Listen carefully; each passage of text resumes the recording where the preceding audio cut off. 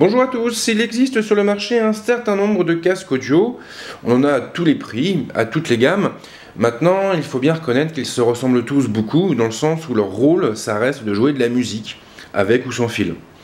Biwi, une société française, a décidé d'innover et elle a profité du dernier CES pour présenter le BBH 300, qui est un casque audio connecté. L'idée finalement elle est assez simple puisqu'il s'agit de permettre au casque de transmettre de la musique à un autre appareil comme une chaîne Wi-Fi ou une enceinte.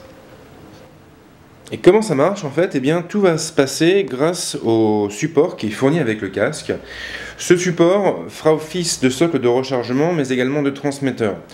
En gros, eh bien, la musique qui est en cours de lecture, qui provient de notre smartphone par exemple, va directement être jouée sur la chaîne derrière et on pourra donc continuer à écouter notre musique comme si de rien n'était. Il existe finalement trois manières d'utiliser ce casque. On peut l'utiliser comme un casque sans fil, on le connectera en Bluetooth à notre téléphone et on ne sera pas encombré par un câble qui ira se loger dans notre veste. On pourra l'utiliser en mode filaire, par contre, évidemment, si on a des petits soucis de batterie, ou alors on pourra l'utiliser comme support de lecture et comme transmetteur vers une autre chaîne. Dans la boîte, on va trouver pas mal de choses. En dehors du casque lui-même, on aura la station de recharge que je viens d'évoquer.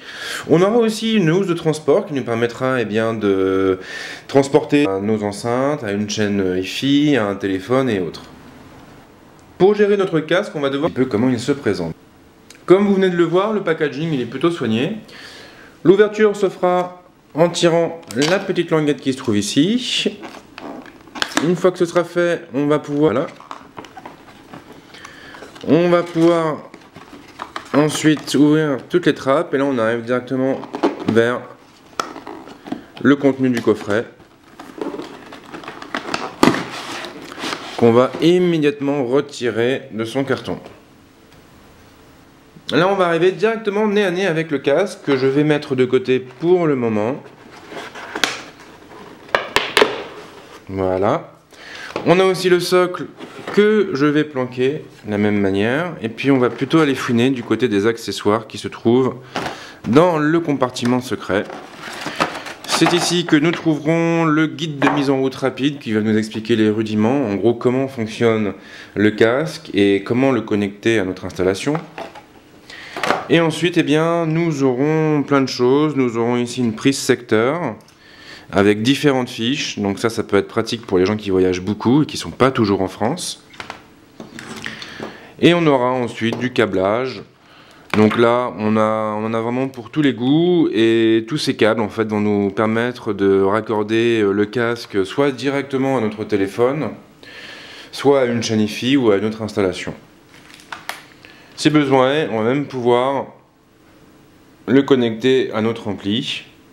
Et là, on n'aura plus qu'à monter le son pour faire trembler les murs. Et puis enfin, nous avons la sacoche de transport qui est plutôt jolie. C'est du plastique rigide. On a le logo de la marque qui apparaît juste au-dessus. Et c'est vrai que ça peut être quand même très pratique quand on doit transporter le casque et qu'on n'a pas envie de l'abîmer. Alors au niveau du socle, eh bien, en dessous nous avons deux plaques en fait en plastique antidérapant, donc ça nous permettra d'être certain que le socle soit bien stable, on va éviter les glissades. Et sur le dessus, eh bien, on a déjà une linde ici qui nous permettra sans doute de voir l'état de charge du casque. Un connecteur, donc c'est lui qui va recharger le casque, et puis deux boursouflures qui vont le maintenir en place. Derrière, nous avons un bord micro USB et une prise qui va nous permettre de brancher la base à un autre appareil. Le casque pour sa part, eh bien, il est plutôt joli à regarder, il est assez minimaliste, c'est vrai qu'au niveau des lignes on est sur quelque chose d'assez dépouillé. Les oreillettes sont de taille moyenne, je ne sais pas si elles engloberont à la perfection nos oreilles, mais en tout cas il a l'air plutôt confortable, on a vraiment des coussinets ici qui sont plutôt épais.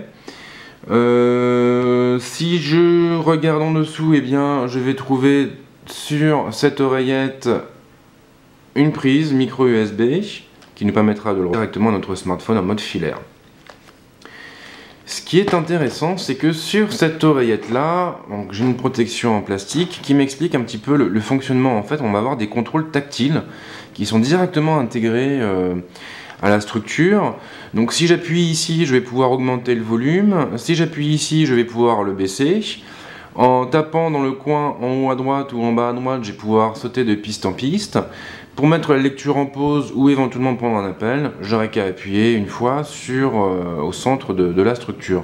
Donc ça, c'est assez rigolo. On est vraiment sur quelque chose qui est plutôt moderne en fait, et même très très moderne. Ici, nous avons un bouton qui servira à mettre le casque sous tension, bien évidemment. Si on a besoin de le transporter, on va pouvoir le plier et faire coulisser les oreillettes vers l'intérieur du casque. Là, eh bien, on n'aura plus qu'à prendre la sacoche qui livre avec, à le glisser dedans et à la refermer. Donc comme on est sur une coque en plastique rigide, c'est vrai que le casque va être vraiment très bien protégé et on pourra faire tomber la sacoche, on pourra la piétiner sans aucun danger. Les oreillettes pourront évidemment être réglées à la taille de notre tête. Donc peu importe que vous ayez un petit crâne ou un gros crâne, normalement il n'y aura pas de souci et vous pourrez le poser sur vos deux oreilles. Donc maintenant l'idée évidemment ça va être de le tester. Alors dans un premier temps, le truc ça va être de couper le casque. On repère le Biwi BBH 300, on tape dessus et automatiquement il est raccordé au téléphone et il est donc appairé. Maintenant, tout ce que je vais avoir à faire, c'est de lancer mon Spotify. Et là, normalement, l'idée, ça va être de prendre le casque et de le connecter sur la base. Donc on va d'abord connecter pour prendre l'habitude. Une fois que c'est fait, on peut mettre l'autre en place. Donc là, le casque va commencer à charger. Je prends son câble, je le branche sur mon ampli Marshall qui date du temps où je voulais devenir rocker, donc ça c'était avant de devenir blogueur, et j'ai plus qu'à l'allumer pour jouer ma musique. Du casque, enfin du smartphone, au casque, à l'enceinte. Donc maintenant si vous avez chez vous, je dirais, une chaîne hi-fi qui est capable de délivrer un son de très bonne qualité, ça peut être intéressant d'investir dans un casque comme ça. Ça vous permet d'avoir vraiment une solution tout en un et donc de ne pas avoir à cumuler ou à accumuler, ça dépend, les dispositifs et les appareils permettant de diffuser du son. Alors entre chaque séquence, j'ai eu le temps de tester le casque et de le mettre sur ma tête. Je le trouve relativement confortable. Maintenant, c'est vrai que les oreillettes sont quand même un peu petites. Et sachant que la nature m'a noté de grands, je pense que ça ne va pas forcément être une gêne non plus. Ce qui est sûr, en tout cas, c'est que je trouve le concept assez séduisant. En ce qui me concerne, j'ai pas de chaîne hi-fi à la maison et c'est vrai que quand j'ai envie de jouer de la musique, je la joue directement sur mon ordinateur et comme je passe un peu ma vie dessus, ça me suffit amplement. Maintenant, quand on a envie de profiter de la musique de son smartphone sur une vraie chaîne hi-fi ou sur un home cinéma ou ce que vous voulez, c'est vrai qu'il faut généralement soit acheter un appareil compatible avec un petit dock sur lequel on va pouvoir poser notre téléphone, soit investir dans des dispositifs tiers qui feront office de passerelle entre le smartphone et le reste. Là au moins on a une solution tout en un dans le sens où ce casque, de toute façon on l'aura sur les oreilles et on pourra l'utiliser dans notre vie de nomade. Quand on ira prendre le métro, le bus, le RER, n'importe quoi, hop, on mettra le casque sur les oreilles et ça ira bien. Maintenant, ce casque, il pourra aussi trouver sa place dans une vie plus sédentaire. Et là, en l'occurrence, on pourra parfaitement l'intégrer à notre système son et à notre installation domestique. Donc on a vraiment un produit qui est assez polyvalent et je pense que c'est pour cette raison qu'il a été récompensé lors du dernier CES. Donc je trouve que c'est vraiment un bon produit.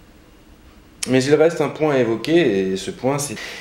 Alors c'est une somme qui est importante, je ne le nie pas. Maintenant c'est vrai que si vous calculez entre le prix d'achat d'un casque, le prix au niveau du son, vous n'aurez pas non plus ce design minimaliste, vous n'aurez pas non plus ce fameux pavé tactile sur l'écouteur droit.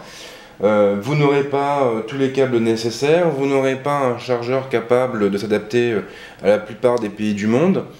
Donc en fin de compte, si on regarde vraiment, si on s'intéresse au rapport, n'hésitez pas, je pense que vous ne le regretterez pas. Et c'est vraiment un beau produit. Et j'avoue que je ressens une certaine fierté puisque bah, c'est quand même une boîte française qui l'a créé, c'est quand même une boîte française qui a réussi à se démarquer sur le CES, qui était un salon ultra américanisé. Donc ça fait quand même du bien de voir qu'en France on peut aussi innover, avoir des idées et être capable de les mettre en œuvre. Voilà, donc quoi qu'il en soit, on se retrouve très très vite pour d'autres tests et si vous avez des questions en attendant, les commentaires sont là pour ça.